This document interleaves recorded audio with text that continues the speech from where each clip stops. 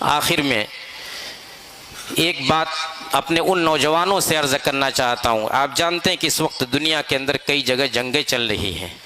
انہی جنگوں کے تعلق سے جن کا ہم کوئی حصہ نہیں ہے لیکن ہم زبردستی ان کا حصہ بننے کی کوشش کرتے ہیں. اس تعلق سے ایک بہت بڑی چیز جس کا عقیدے سے تعلق ہے وہ ہمارا نوجوان نہیں سمجھ پا رہا ہے. لوگوں کو شہادت کا سرٹیفکیٹ بانٹ رہا ہے. فلاں شہید ہو گئے، فلاں جنت میں چلے گئے، فلاں کو اسرائیل نے شہید کر دیا، امریکہ نے شہید کر دیا، فلاں ہمارا رہبر اعظم ہے، فلاں ہمارا رہبر معظم ہے، فلاں عالم اسلام کا قائد اور رہنما ہے. یہ شہادت کا سرٹیفکیٹ میرے بھائیوں کوئی ریوڑی نہیں ہے کہ اس طرح بانٹی جائے.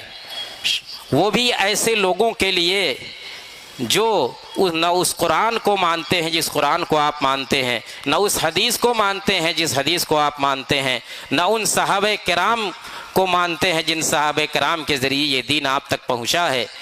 ازواج مطہرات کے بارے میں ان کا عقیدہ پڑھیے، نبی کی بیویوں کے بارے میں، ہماری ماؤں کے بارے میں ان کا عقیدہ پڑھیے.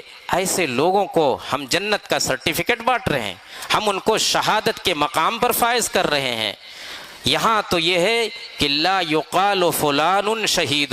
امام بخاری نے باب باندھا ہے، باب لا یقال فلان شہید. یہ امت کا، اہل سنت کا متفق علیہ مسئلہ ہے، عقیدہ ہے کہ کسی کو متعین طور پر شہید نہیں کہا جائے گا الا یہ کہ جس کی شہادت دلیل سے ثابت ہو. یعنی نبی نے جس کے بارے میں کہا ہے کہ فلاں شہید فلاں شہید، ان کو تو کہہ سکتے ہیں. جن کے بارے میں ہم کو کچھ نہیں معلوم، وہ چاہے میدان جہاد میں کیوں نہ مارے گئے ہوں لیکن ان کو بھی شہید نہیں کہا جائے گا.